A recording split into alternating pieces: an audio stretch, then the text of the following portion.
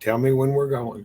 Hey guys, Okay. it's Ted Bogert. Welcome back to the TED Show. Super excited to have my friend back on the show. This is Dr. Budsy, Michael Budsy Davis, and we're here to talk about a fascinating topic. I can't wait to hear more. Medicinal sauces, drinks, and edibles. And you know we're going to talk about some good stuff here today. And he is back. Welcome back, Budsy. I am very excited to have you.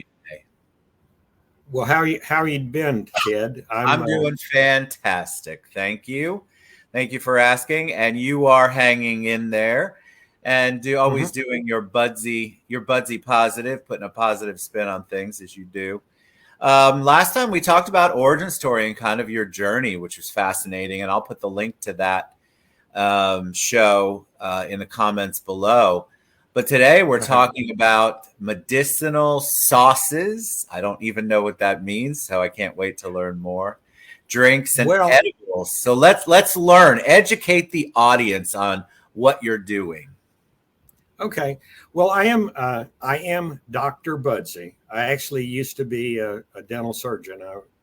I hadn't just been smoking weed with my buddies for 40 years, and now I can do it legally. But I'm the Reverend Dr. Budsy. I make medicated barbecue sauce, and I call it Dr. Budsy's medicated hooch.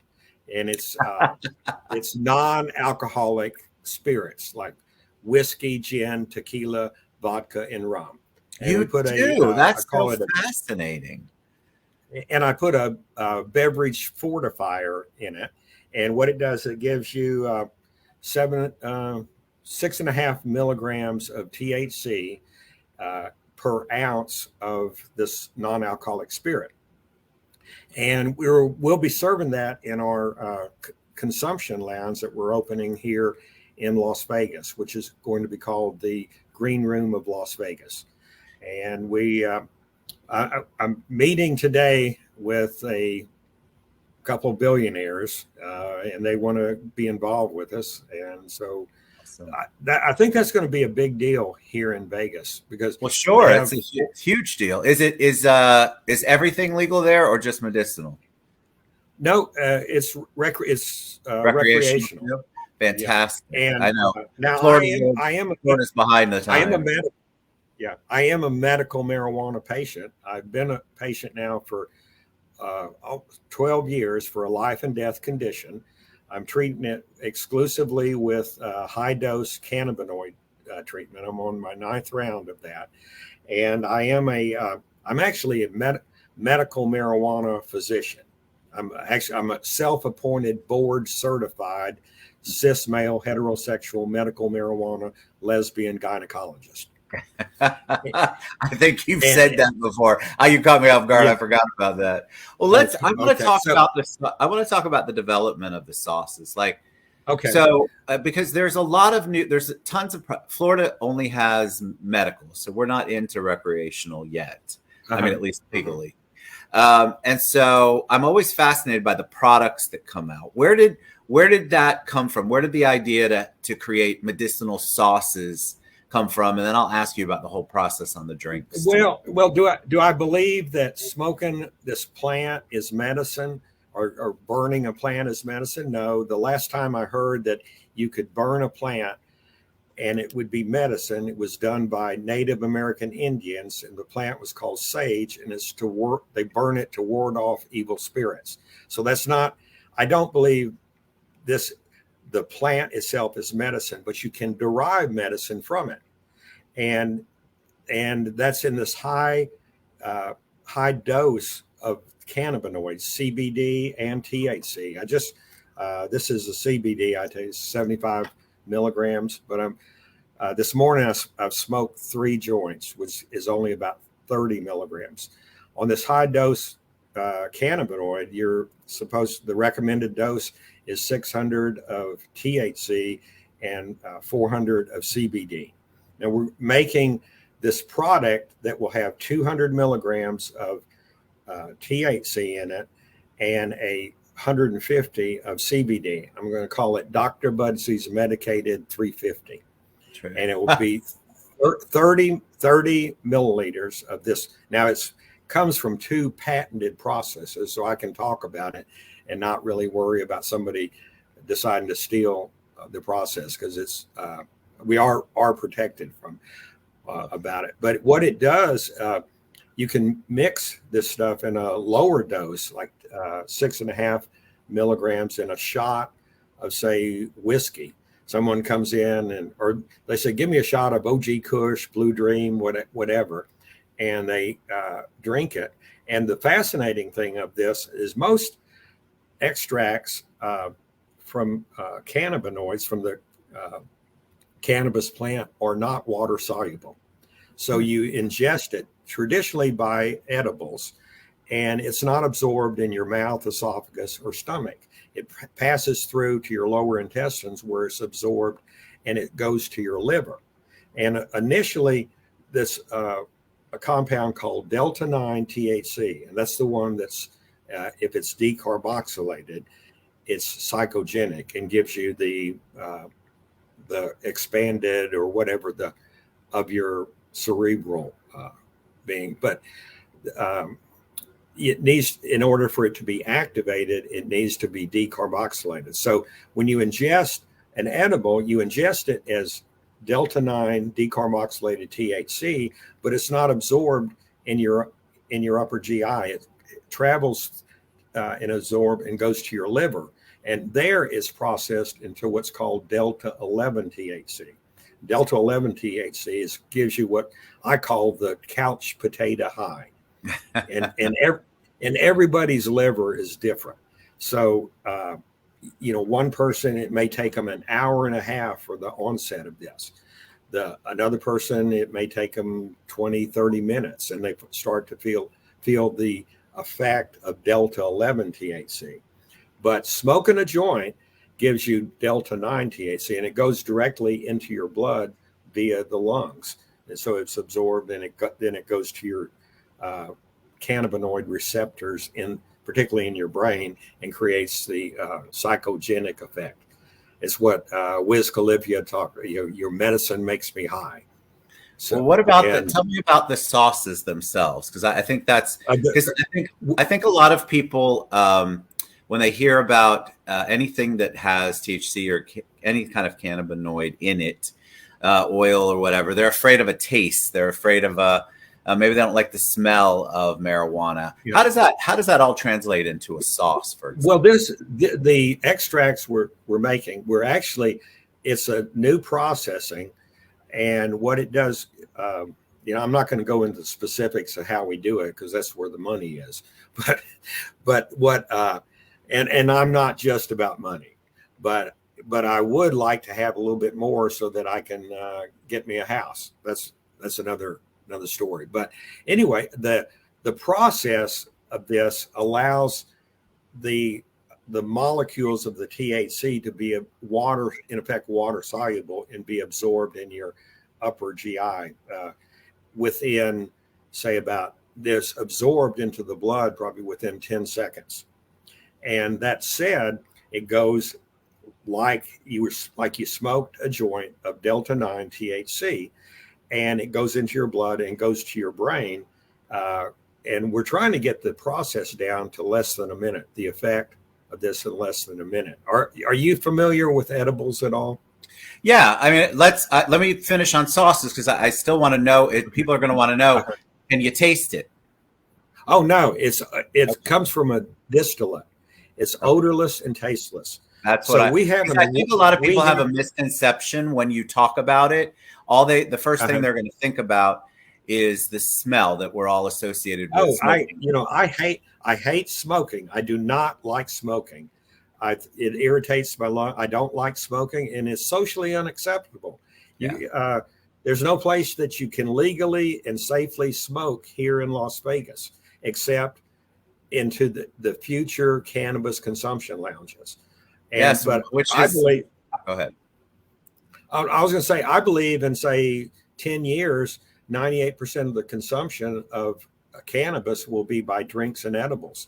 And let's talk about the drinks, because I think that's the first time I've ever heard this. Like I've seen like the energy drinks that have some sort of THC or Mm-hmm. some sort of cannabinoid in them. Something's in them. But a liquor like non-alcoholic, like whiskey, you mentioned. How does that? Yeah. Do you have to go through a whole process of making sure it tastes like whiskey and then add it? Like how was that process? What how I I'm not the one making that. It's a another company, and there's a slew of these non-alcoholic spirits companies. Most of the stuff tastes like flavored Kool-Aid. It's Yeah. got a and but I came across a brand, and we've got an exclusive wholesale distributorship on it for about 300 miles. But I'm open to other people. That's not the key to these drinks.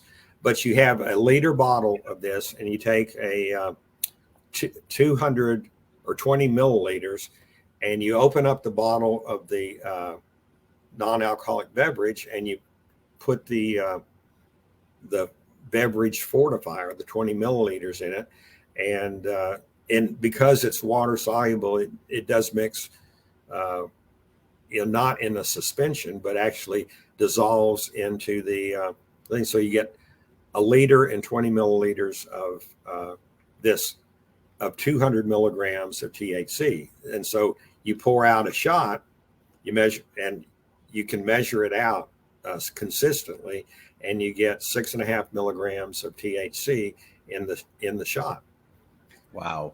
So it's it's a great bit. So people will be able to come into your lounge and have a quote unquote non-alcoholic drink, but it's a whiskey kind of scenario, which is really kind of cool because a lot of times the non-alcoholic drinks, like you said, they're flavored Kool-Aid. They just don't taste good. And of course, you get no effect. So I'm not really sure what anybody drinks those for. But I also want to talk about the edibles. And you started to talk about that earlier, and I cut you off for just a second. I'm sorry, but I want to talk about the edibles. Yeah, the edibles that we are manufacturing, and there's only one processor here in Nevada that does it. And they're up in Reno, and actually, I'm planning to move up to Reno in the summers, Reno, Tahoe, because it is miserable here in Las Vegas in the summer. I've done this is the third summer I've been in Las Vegas, and it's supposed to be 111 today. Wow! Earlier in the week is 115. It's just miserable in the summer here. It's miserable everywhere, I think, this summer. So, Agreed. Yeah. So the edibles, people will be able to get edibles in the cafe yeah, we'll have edibles, and we're going to provide a cannabis infused barbecue dinner. One of my companies, I'm calling it Chef Budsy, and it's Chef Budsy's Budsy's infused dinners, and principally it'll be a barbecue, cannabis infused barbecue dinner. Now, the food will be catered from our barbecue restaurant, which is right next door, and that's Budsy's Barbecue. But I tell people in the restaurant, it's a family-oriented Texas-style barbecue sauce or barbecue restaurant.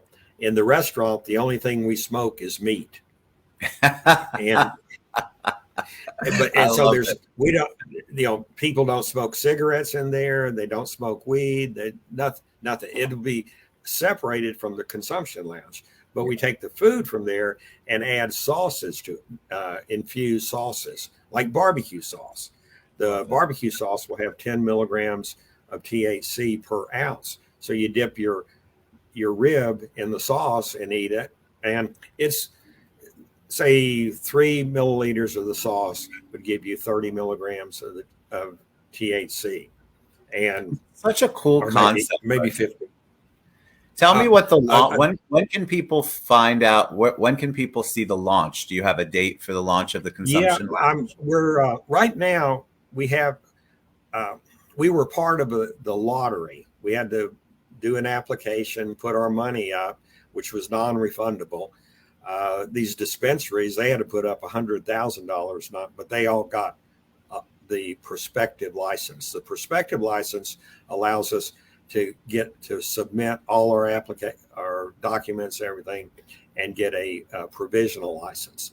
And we've submitted everything except the financial requirements to get our provisional license. And I think this afternoon we'll have that met. So soon. Yeah. So can people buy the sauces and can people buy things online from you? I really don't know the answer. No, I used to make cannabis infused barbecue sauce sold at Dr. Budsy. I'm not doing that anymore because that was hemp derived THC.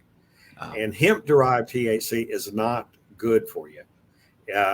What they do, they derive the THC from hemp, and hemp has a very, very low amount of THC in it, and you have to concentrate it like 1,000, 2,000, 5,000 times. You have to concentrate it so much. But the problem when you concentrate the THC, you're also concentrating all the toxins, the pesticide, any residual organic solvent.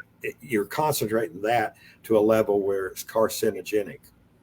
And so rather than being good for you medicinally, it's terrible. So I used to be using this Delta 9 hemp-derived THC in my Dr. Budsy's medicated barbecue sauce, but I don't do that anymore. We are working with this company that they're a licensed processor here, but we were going to try to get a license. There's no new processing license being granted. You have to be with an existing one, and there's only one here in the state that is licensed to do this patented process. So we're teaming up with them to do a joint venture. And, so how can people find out more about what you're doing? We'll be posting things. We'll be posting things on our websites. And if you go to either lvcil.com, that's the Las Vegas Cannabis Industry Leaders.com, or drbudsy.com, that's drbudsy.com. We'll be posting things, but we should be open hopefully within 6 months that we launch. And we will be having smoking of cannabis in the lounge, but primarily it'll be up on the roof. And we can't do outside consumption for a year from after we open. So initially so many rules. Yeah, all right. Oh yeah. All right, Budsy, it's always a pleasure to have you on. I want you guys to check it out. I want you to support Budsy. Go to drbudsy.com. We'll also have the other websites that he mentioned earlier. Get out and support. I know this is in Las Vegas. For those of you who are not in a state that is allowing recreational yet, I promise you it's coming at some point, including Florida. But always a joy to have you on. I always feel educated. I learn something new every single time, and you break it down for us in a way that even old people like me can understand. But you're a joy, absolute joy, Budsy. Yeah, I'm an old fart myself. You're not old. All right, guys, get involved. Support Budsy. Go to drbudsy.com. Follow him on social media. Reach out to me if you want to get in touch with him. But this is a great enterprise. I'm really excited for you. It's Consumption Lounge is such a great concept. And maybe you can expand here to Florida when we open. But everybody, give it up for Dr. Budsy. We'll see you soon. Everybody have a great day. Bye.